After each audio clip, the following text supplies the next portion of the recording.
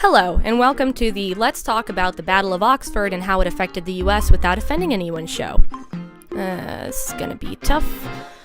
Okay, first off, real quick, we're gonna talk about Brown versus the Board of Education.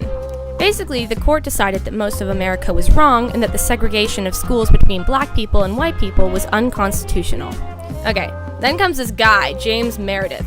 Good guy, middle class, African American, amazing student. And he was in the Air Force. And then good old JM wants to get himself into Jackson State University. So he applies and all is cool. And then all is not cool. Even though court has literally said straight out that segregating schools is unconstitutional, university says no. And then the governor of Jackson, this guy Ross Barnett, says no. Then JFK hears about this and he pokes his head in and is all like, "Hey, Ross Barnett, governor of Jackson, my main homie, chum, pal, etc. man. Dude, you gotta let James Meredith into this university. Everything checks out. He's a good guy, middle class, African American, amazing student. And did I mention he was in the Air Force?" And Ross is like, "I'm still racist, man. I don't know what you want from me." Then JFK was all, "Bro, come on. There's pressure from the courts and it'd be totally awkward if you didn't let Jimmy in. Come on."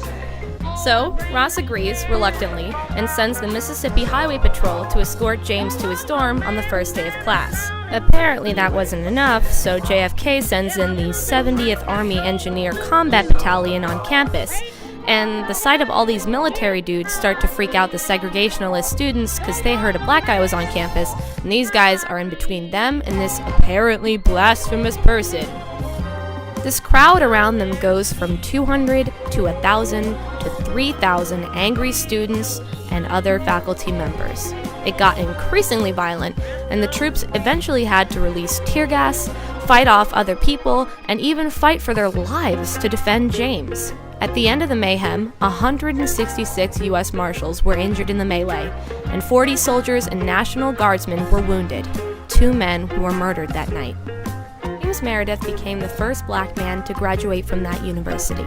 Basically, this was a pivotal point in the civil rights movement because he inflicted a devastating blow on white supremacy, and also was pretty much the spark to get government forces involved with the civil rights movement itself directly.